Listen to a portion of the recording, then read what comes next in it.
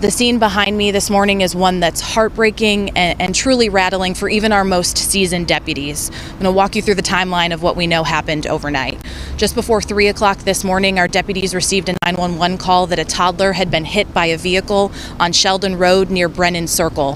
When our deputies arrived here, they found a 3-year-old in the roadway, and that child was immediately transported to St. Joseph's, Maine, where unfortunately they succumbed to their injuries. We can tell you that the driver had just gotten off of work and was returning home. No signs of impairment, no signs of wrongdoing on the driver's part. He was on his way home when he realized he hit something, but he didn't see anything in the roadway. So he did the smart thing and turned his vehicle around, and that's when he made the horrific discovery that he had hit a toddler.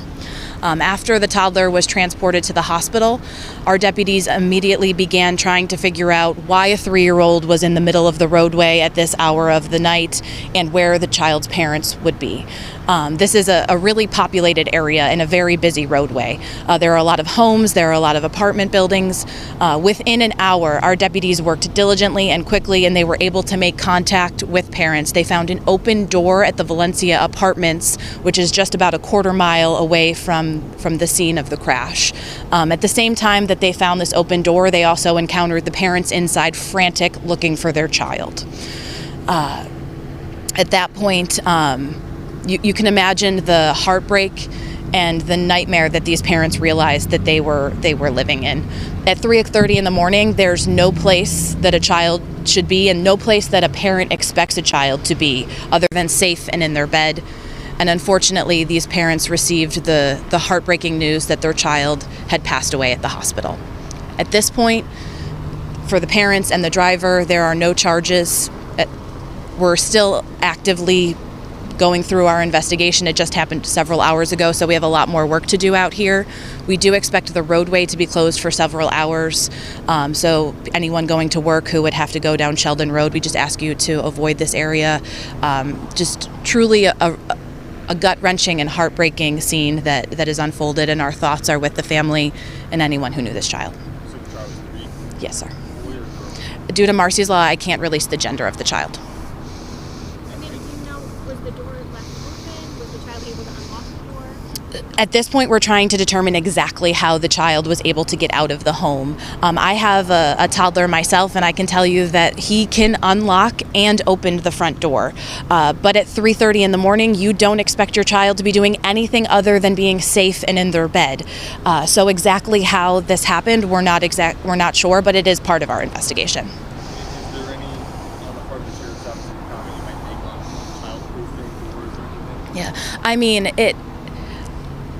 I can definitely give advice, but I don't want it to come across as if we are placing blame on anyone.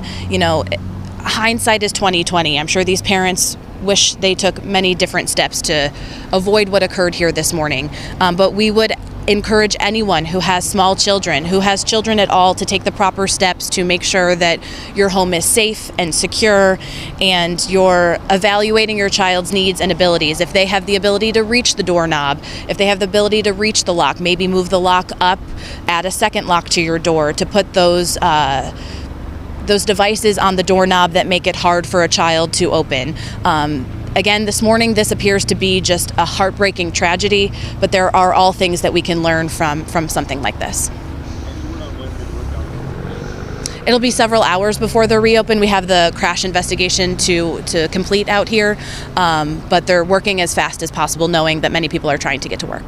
No evidence the driver was speeding? No evidence at all, other than he was just trying to get home, and he did the right thing. He turned around just to determine what he had hit, and that's when this all unfolded.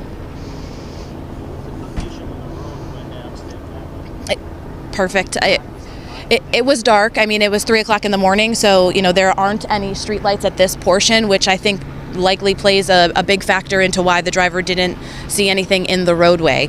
But the road conditions were not wet or altered in any way last night. Thank you, guys.